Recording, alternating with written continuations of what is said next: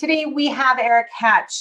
Erik was one of my first coaches outside of chiropractic. Actually, he was my first coach outside of chiropractic and taught me so much about who I need to be a better leader and bring culture into everything I do, not only my business, but my family. And we've been full of females for the last year and a half. And I chose him to be my first indoctrination into the male interview. And he is totally perfect. So not only does he talk about achievement and that larger than life persona that is maybe seen from the outside, but the soft, squishy inside, where his whole goal is to be the best husband and the best dad as humanly possible. And he knows that growth and achievement come with getting clearer on who he is, how to be a servant, how to allow other people to help him and pour into him. Stay tuned to one of the best interviews ever and follow him. Follow him on Facebook, Instagram. He wrote a book, Play for the Person Next to You. I suggest you get it.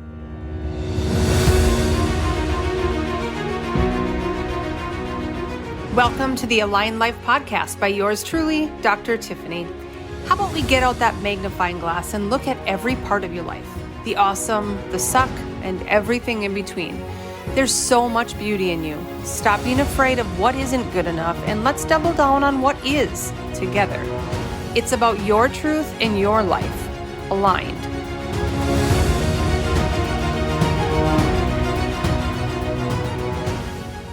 Welcome back, everyone. This is Dr. Tiffany from the Align Life podcast, and super excited for today. It is our first male guest, Erik Hatch.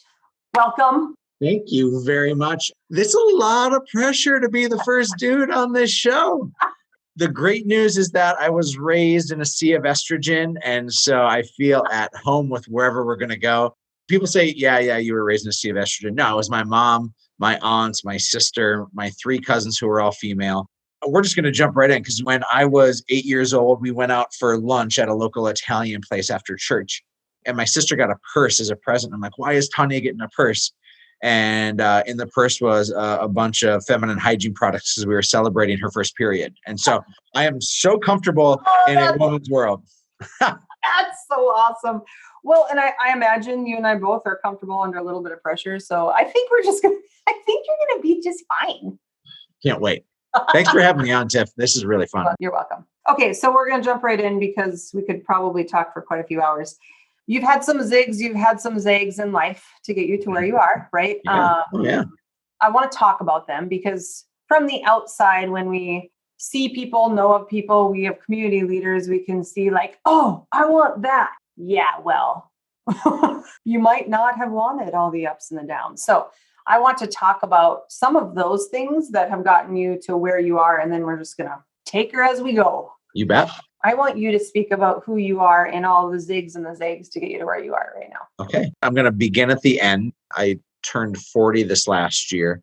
And frankly, I never thought I'd even live to see 40, but God has used me in some really awesome ways to impact my own little world here and hopefully on a large scale. And I'm really proud of where I am right now. But if you've ever worked in a restaurant, and I worked in restaurants for 8 years in high school and college, like if you go back and see the dishwasher and the prep cook area, it's pretty nasty. And then what comes out is this beautiful plate of food. And like today I get to live in a beautiful plate of food, which is great, but it has been a mess and it has been some fun chaos. And I prefer that over anything else because I'd much rather ride a roller coaster than the boring train that goes around an amusement park. And so I'm grateful for the highs. I'm grateful for the lows. I'll give the briefest of synopses that I can. And I don't know if I've ever been brief in my life. So here we go. We got two of us. I don't know. Blindly. Yeah, I grew up as trailer trash. I lived in a trailer in Argusville, North Dakota, north of Fargo, like 10 or 15 miles. And we were in a trailer that was condemned after we moved out. It was really rough shape. And my mom was this hardworking secretary, really intelligent, but never pushed herself, really socially aware. She just like these innate abilities to connect with people. She was a super mom and married a guy that she always said he has a lot of good in him, but I never saw it.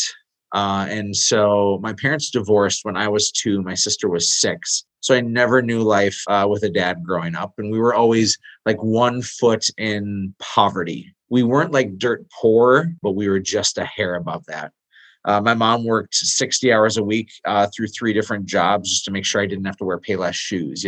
Turns out I liked Payless shoes. So go figure. You learn a lot of lessons as you grow up. We moved to Fargo when I was 5 and I started school there. And we were in a tiny little 2-bedroom apartment. And after that, it was about 4 or 5 years that we lived in that apartment. And at that time, my dad hadn't paid any child support whatsoever. He was a roofer living in California, and he ended up getting knocked off of a 3-story building with a wrecking ball and broke his back. And it was at that time that we received about 7 years of unpaid child support. The 4 or 5 years we were living in Fargo, and then the 2 or 3 years in Argusville. And so we received this amazing lump sum that allowed us to move into a small little townhouse. It was just like this. We had hit the gold mine of all gold mines. And so life for us changed a lot. All was fine and well. And I was a typical nerdy, socially outcasted middle schooler, prepubescent, where all the other guys had developed armpit hair and I was there squeaky voiced and waiting for manhood to find me, And it's so interesting. I was just at a conference in Tulum, Mexico a couple of weeks ago with a group of guys called the Multipliers Brotherhood. And we talked about masculinity for 2 days. And it was like the most uncomfortable topic for me because I didn't have any masculinity role models in my life. And it turns out that what it meant to be a man is actually what I learned from my mom, which is so cool. If I asked you, Tiffany, would you identify what a real man is supposed to look like? And then can you identify what a good man is supposed to look like? Those are 2 different frameworks, right? Mm-hmm. And I learned how to be a good man from my mom. I didn't ever learn how to be a real man. If you say, I know how to fix crap. That's what my checkbook is for, Tiffany. I don't know how to fix crap. Like, no, way above my pay grade. And so I lived in this world that was constantly helping me to figure out how to be a good man. I didn't know how to be a real man, at least by societal standards. And that's been one of the best blessings in my life. Although the hardest thing, because the rejection of my father my entire life has been my biggest pain, easily, bar none, regardless of any other losses and failures and that sort. It was the rejection of my father. Because when I was 16, my mom, who was my everything, was diagnosed with stage 4 cancer. And in fact, she was diagnosed with cervical cancer. And so if you have cervical cancer, you contracted it from HPV or genital warts. And my mom contracted that from one of my dad's many affairs. Or there was a time in which my sister was born, but I wasn't. We're 4 years apart. My dad got a phone call saying, you need to come into town to do work. And he went in to do work. And the guys who made the phone call went in and stole my dad's drugs and money and then raped my mom. Oh. And so when I was 21, my mom died of cancer, fought it for 5 years and won the battle, and then ended up losing in a very aggressive time in 2001. And my dad was inadvertently like the murderer of my mom, And so you want to talk about some layers there. The vision I had of what a man was supposed to be was in the eyes of my father, whether he was absent or not. I didn't want to look or do or be anything like that. And so that has sent me still 20 years later on a journey of discovery to try to figure out, am I performing? Because you and I are the same, Tiffany, right? Like we love activation, we love building, we love risk taking. And some of it is because I'm just trying to prove that my dad isn't my dad. I'm trying to earn his love through my things that I'm doing in life, That is good stuff. I was a senior in college, between junior and senior in college, and lost my mom and had to figure out what this world was going to be. Spent about 6 months on my pity pot and then decided that I needed to change the way in which I felt, and inaction was not the way in which I was going to get there. And so I went to the wellness center at NDSU the day before Thanksgiving, and nobody was there. And that was intentional on my part. And I got on the treadmill and I'm like, all right, I'm going to change. And I got on that treadmill and I ran a mile for the first time in my life. I was sweating au jus and gravy, Tiff. Like it was unbelievable. But I said, I got to start changing the way in which I feel, because the inside feels like I'm dead. Like I'm dying. And I only knew to change my outward appearance first. And sure enough, that was a catalyst for healing and for growth and for other things. And so 9 months later, I had lost 50 or 60 pounds and I ran a marathon, and I recognized how powerful I was. I know that sounds a little bizarre, but at the age of 21, I recognized, man, you are powerful and you can change your stars. And I've taken that same ideation and I've gone through my life now and have really been intentional on activating that power whenever it's necessary. That's where I came from. Where I find myself now is I'm married to a great woman. Her name's Emily. That's how you and I know each other, is through Emily. And I have two amazing kids, Finley and Simon. They're 6 and 4. The things I'm most proud of, Tiffany, is that I'm a really good husband and I'm a really good dad. I just happen to have some businesses and some prowess in that kind of world. But like, I feel like I'm a good man. I'm a man that messes up a lot. I'm a man that falls short. I'm a man that is so sinful and broken. And yet these are the things that I'm constantly trying to work on and be better at, is to be a better husband and a better father. Everything else is magically getting better. And I don't know if that's will, or if that's grit, or if that's tenacity, whatever it is, I count my blessings, but it has been a bumpy ride to get here. Yeah, absolutely. When you coached me, a few things that I learned about you then, because that was the most I had ever spent per month on like me, right? Yeah. And I cost a lot more now. yeah, I know. I know you do. But then I was like, I can't actually run this under business expense. Of course it was, but Yeah. it was very personal in that you need to be the best leader that you can be. You need to create a culture of servantry. Mm-hmm. That's what you taught me. That is not how I worked, because I was kind of cocky, had a little bit of ego on me. And I thought I was above a lot of people's pay grades at that moment, right? So I was like, oh my Lordy B. I was a servant to only a few people in my life, Craig and Lindy, because I knew those two are the same people. And that they are the people that make my life a whole hell of a lot better. But can you talk about your life as a servant? Because I think I will never forget the word culture. And it was because of you. I had never heard of the word culture, but who do you need to be to create a culture that people want to become more in, and now live out a vision that you've created, but they are so part of it. Mm-hmm. Can you talk about like your mission in that? Yeah, boy, that word culture is usually incorrectly used, and oftentimes it's used to say like, we have a ping pong table, we have a great culture. Well, no, you have a ping pong table. But what you're trying to say is we care about playing and we care about connecting, and we want to create a safe space for people to do that.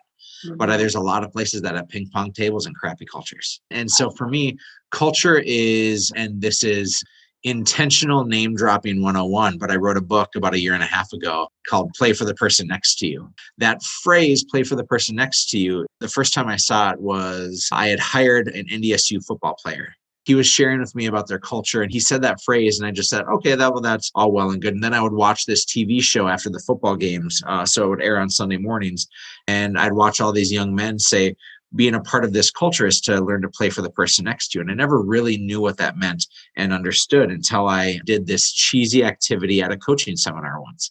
And the guy calls everybody up and he says, okay, you can choose to do a plank or a wall sit. And the goal is to get to 3 minutes. A plank, of course, you're in push-up position, but you're on your elbows. A wall sit is you're in a 90-degree sitting crouch of a sort, leaning against a wall. And the goal is to get to 3 minutes. By the way, both of them sound terrible. Yeah, it's no fun. I've put literally hundreds of people through this. And then I finally was like, I should probably see if I can do a 3-minute plank. And I did it. And then I died a little bit because it was so tough.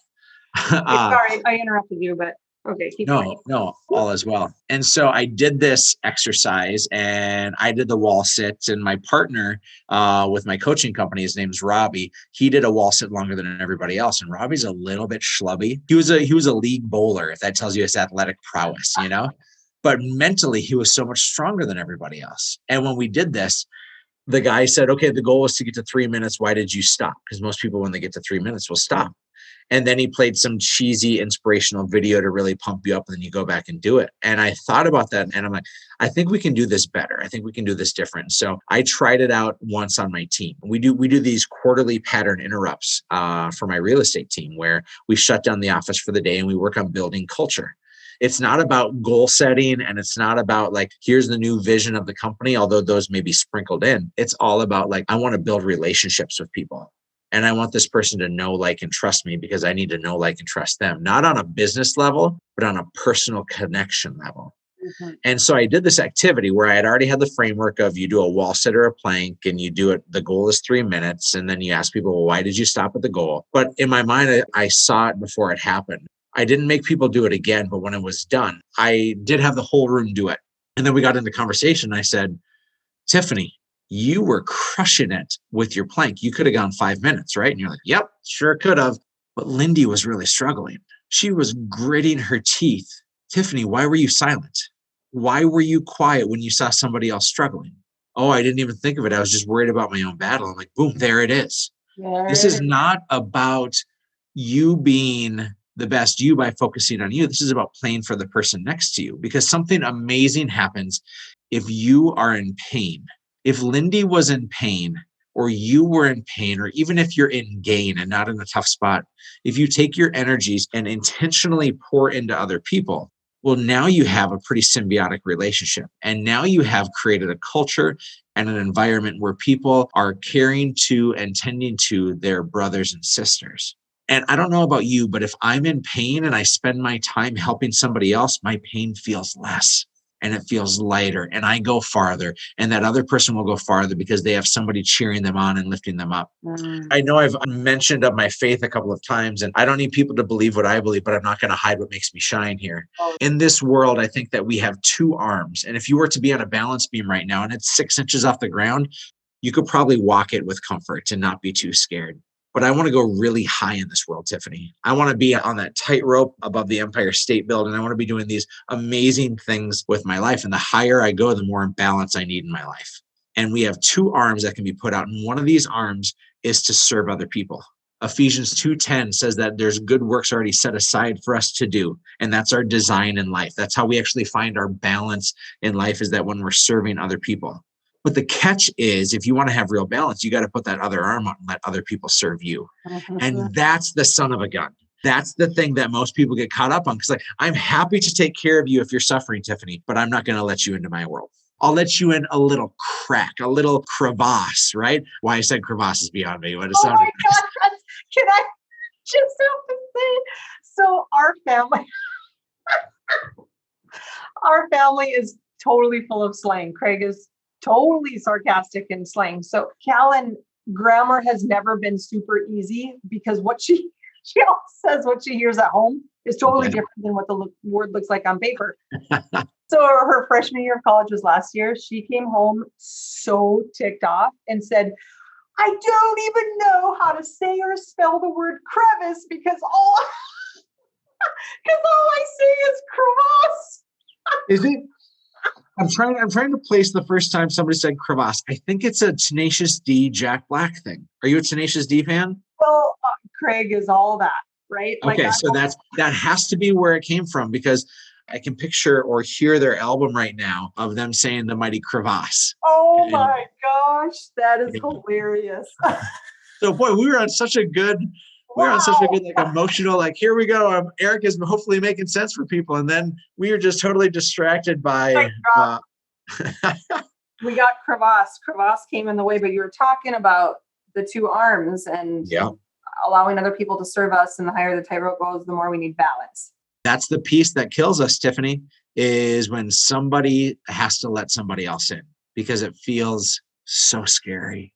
I remember when I was 16 and my mom got diagnosed with cancer, and thank goodness us Hatches were built hefty, because Betty Hatch lost about 70 pounds from chemo and radiation and surgeries and other things, and lost all her hair through the process. And she wore a wig for like 2 days.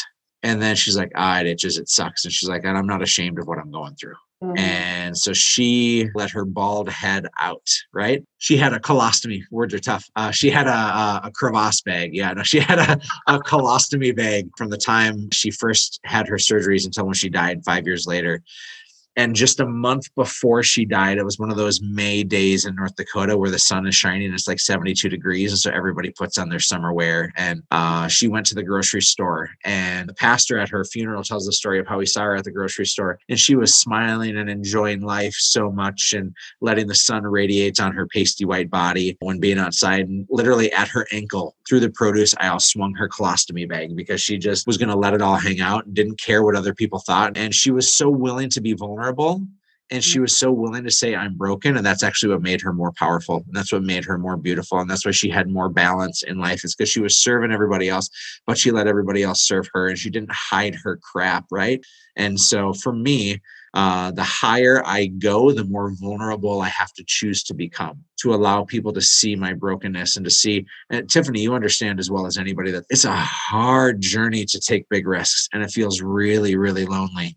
It feels like nobody else gets us and understands us. And I've had 2 people reach out to me in the last month. One is a college friend who is in a 12-step program right now and asked for forgiveness and reached out to me and shared that he's distanced himself with me because of jealousy. I'm like, dude, like, you have no idea how tough this has been. Like, you have nothing to be jealous of, you know?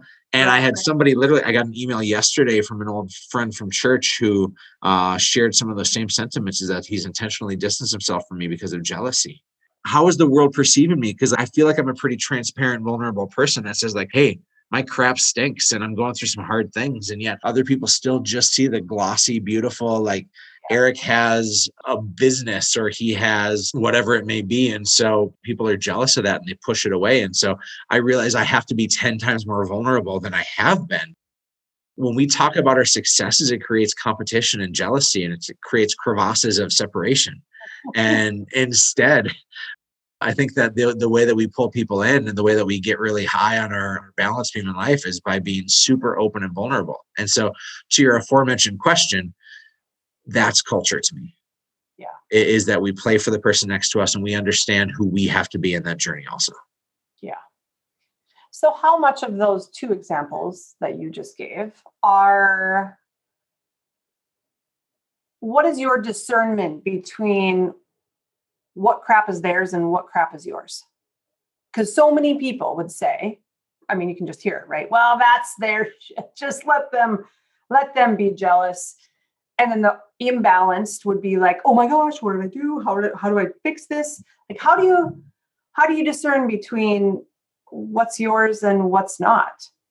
I have no friggin' clue. Okay. Yeah. I am as emotional and sensitive as you'll find. And yet the longer I do this, the thicker my skin gets.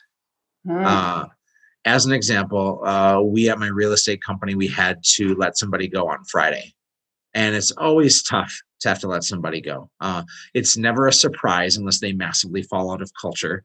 And so this was like a wheel that had gained more and more momentum. And it was finally saying, yeah, we're still off track. And I felt tiny having to let this person go. I felt shame. I felt guilt. I had to deal with their crap and I wore it. One of my coaches in my life, and I am such a big believer in coaching. It's why I have a coaching company, but it's why I get coached too. He said that our job is not to be a sponge when we're with people, but to be a mirror and to reflect back what they're feeling and to honor what they're feeling and to share that feeling with them. But when we leave, we don't take that with us. And I was all sponge when I started, Tiffany. Today, I'm like half sponge, half mirror. My goal is to be that mirror and still honor that time when I'm with that person and respect what they're going through and to meet them with empathy and support. I want it more than them, or I'm stuck in their outcomes or results more than being a conduit, more than being a facilitator, more than being a leader. I think that is really difficult. I mean, how many people I work with that work with coworkers they can't stand and they are in chronic pain. I mean, there we go. We got to work better at being more of a mirror, just as a human, not even as a leader in anywhere, but how do you disconnect and discern what's yours and what's not, what needs to be taken? When do you need to leave the job when the coworkers suck that bad? Sorry. At what point is it costing you your life? And now you, in 20 businesses and 55 employees later, you have a lot of opportunity to be a mirror. Well, I think one of the reasons why I'm an entrepreneur is because I get to pick who I work with. And my wife, who works in the public school district, does not have that privilege. It is a pretty chaotic thing that we find ourselves in, because when Emily has to go to work, she didn't create and curate the people that are her coworkers. And she doesn't get to pick her clients, right? Absolutely. Tiff, you get to pick your clients. You get to pick who you work with. You can say no to somebody. Most people don't have that luxury. Yeah. I have to empathize on a really high accord. I've always had good coworkers, whether it be me working for somebody else or where I work now. But most people can't say that. Oh my gosh. The language that exhausts me is like, we're just a big family. We're just, no, you're not a family, because family lets family get away with bullcrap, right? We let our family get away with murder, and it's like, well, we still love each other. No, you're a team. You're not a family. I think that language needs to shift from people's mindset that where you work is you love each other like family, meaning I'm willing to do anything to help you out. But as a team, you have consequences for your action. You can be cut from the team. You can't be, or you shouldn't be cut from a family, but you can be cut from a team. And that people have to start understanding that shifting mindset, that this team environment means that there's starters and there's bench players, there's winners and there's losers. There's consequences for your actions or your inactions. We've changed our language at my real estate team to be around functioning as a team and not a family. And you know who called me out on it was my wife. It was 2.5 years ago, and I had announced to our team that I was going to be stepping down as CEO and that one of our team members was going to be stepping up. And I was emotional with it, and she was there to support because it's obviously a big move for both of us. That all blew up in my face on the nth degree, and I'm still CEO, and it's the right seat for me. But she's like, hey, you realize that you call everybody here your family, but they look at you like you're their boss. And I'm like, oh. And I write about in my book that, like, in my mind, I'm Zach Morris, but in reality, I'm Mr. Belding. And if people get that reference, it means that we can hang out. And if you don't get that reference, it means that you need to go watch Saved by the Bell so that we can hang out. But the reality of it is I thought I was just like super cool, connected. Like, I'm here to be buddies with everyone. And like, we're all a family and we're all hanging out. No, we are a team and we are on a mission. And people come to me because they believe that I can curate for them their best life with them. They don't work for me. I work for them. Now, granted, I set the rules, I set the boundaries. Together, we set the standards, and I will activate my money, my experience, my team members, and all my resources so that their dreams can come true, which means that I need to show up with better accountability and better coaching. And most parents struggle with accountability and they struggle with coaching because how do you coach a family member who doesn't want to be coached? Take your teenage kid, like that teenage kid wants nothing to do with you whatsoever. I can't have my business function like a dysfunctional family. I need it to be, I am the coach. I make the rules. You're going to work your tail off and I'm going to help you have a better life. Yeah. Period. I love that. So I want to talk about fear. We just have a few minutes left. You talk about fear a lot in social media of just like all the steps that you've taken. And that's what I mean by when you look at somebody that's on the high wire, you want that life, but you didn't understand all the zigs and zags that got there. For the people that are stuck in comfort zones, or maybe you're not stuck in the comfort zone, but you know there's one big step you need to take to get closer to achieving that team, that dream, that whatever you're striving for. What are some things people can do to actually move through them instead of squish them down until it becomes them? Yeah, that's a multi-layered question. So my niece is 18 years old and started college this year. And in a COVID year, it's a really weird time to start college. And she has some things that she struggles with that create some hiccups in her life. And she reached out to me in a very Gen Z texting format instead of a phone call or anything else, and reached out to me and basically said, I don't know what I'm going to do with my life. And I'm like, Liz, you're 18. Like, you don't have to have it figured out. And then, but what am I supposed to do with school and other things? And I said, I want you to be concerned about developing your character and not developing your job skills right now. And so what are you doing to pursue being the brightest light in a room? And what are you doing to be the best servant of other people? And what are you doing to learn from those people that are around you? And that leads me to the second piece. So the first is, I think, be more concerned about your character and who you're becoming rather than what you're doing. It is foundational. The second piece is, who is your tribe? I think that that's really difficult for people. But if you're with the same group of people that's having the same conversations about what yesterday looked like, and you have a similar past, that may be holding you back from your future. Because if you stay with people that don't have the same future as you or the future desires, you're going to end up in the same spot as them. And so seeking out people that dream bigger, that speak more positively, that are more futuristic than past tense. My grandparents have long since passed away, but I always struggled spending time with them because the only thing we talked about was what was and not what could be. I think that's just something that happens with old age, is that you hit a point where it's exhausting. And for my 18-year-old niece, or for the person listening right now that says, I'm stuck or I'm comfortable or I'm safe and I want to move to that next spot, until you get around other people that are drinking the same Kool-Aid that you're drinking and wanting the same things that you're wanting, you won't have the courage. I could be in a super strict diet and I'm going to eat nothing but salad and kale and salad and all that crap, right? But if I show up and everybody at my office is eating pizza every day, it's a matter of time until I'm eating pizza again. Mm-hmm. If I want to eat nothing but salad, I need everybody around me to eat salad. And if I want to change my future, I need people who want to change their future too. Which leads me to my third and final point. And this is a hashtag patent pending word that I've created. And I'm not actually going to file a patent for it, but I want all credit to go to me and me only on this. And it's the word accountability buddy. I think an accountability buddy is somebody who understands where you want to go, and they will literally hold you accountable as a coach will. I've struggled with my fitness and my health for forever. When I was 21, I had a wind of motivation that got me to the gym. And then I had accountability buddies that were on that journey that knew my goal was to run a marathon and my goal was to lose weight. And so I had to show up or I would be held accountable. And now, for the first time in my life, I've hired a fitness and nutrition coach. And I have somebody checking in every day on what I say I want.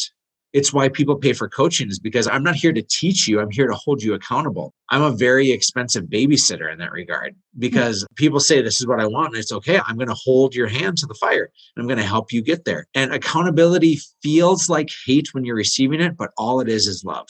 Accountability is the greatest form of love. And so if you want to get out of fear and out of comfort and into someplace great, I think that you need the right people, the right tribe. You need to have the right accountability. And then you need to have the first thing that I said that I'm forgetting right now, but I thought it was good. Your character versus. Thank you. Yeah. Be concerned about your character and who you're becoming, not what you're doing.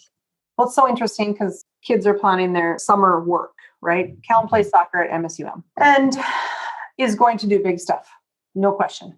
So what should we do this summer? What should I do for work this summer? It's exactly what I said, is get into a situation with people who make you better, who allow your light to shine instead of being with a bunch of dim lights that shun you for shining your light. And, you know, when you're 20, you can imagine the dimness around. And it takes a lot of courage. It takes a lot of grit. It takes a lot of confidence to be the brightest light in the room. I mean, it's so interesting because it's exactly what I've been talking to her about, which is why I want her to connect to you. Spend your summer being in an environment with people who think totally different than you, and that your worth is something that will help the world instead of figuring out what to do. Should I do this? How about some skills that you want to be better at, right? That you want to adopt. So thank you for that edification, because when she listens to that, she's going to be like, oh, Erik Hatch said so. It doesn't matter what you say. You're the mom. Exactly. That's what do you know? God. So what's next for you? We are pouring into our coaching company right now. We are on an upward swing. When COVID hit, we lost 40% of our clients overnight. And since then, we have about 10x'd our business in the last 9 months. And it's been so fun. And so that takes most of my energy. Our real estate team continues to grow. I'm trying to be more with less. At one point, I had 25 businesses that I was chasing after. I'm down to 20 now, and I keep trimming it down a little bit. But this is, for me, still a leadership journey. So if I can find the right who's out there in the world, I can get to have my fingerprints on a lot of things. And it's all credit to them for being the right who's, but I get my value in life out of being a chapter in other people's books. So, oh, you're so good. As the first male here, thank you, Dr. Hey. You're so sweet.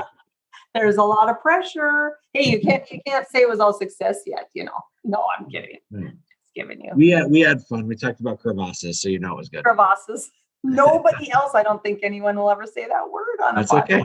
It's our special bond. Thank you, friend. Love you. Thank Love you. your It's a joy. Back at you. Bye. Bye-bye.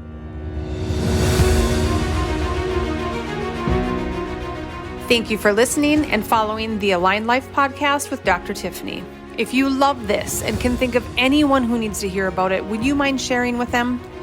Find me online at drtiffanyjohnson.com, where you can find out more about my memberships, courses, mentoring, and any upcoming events.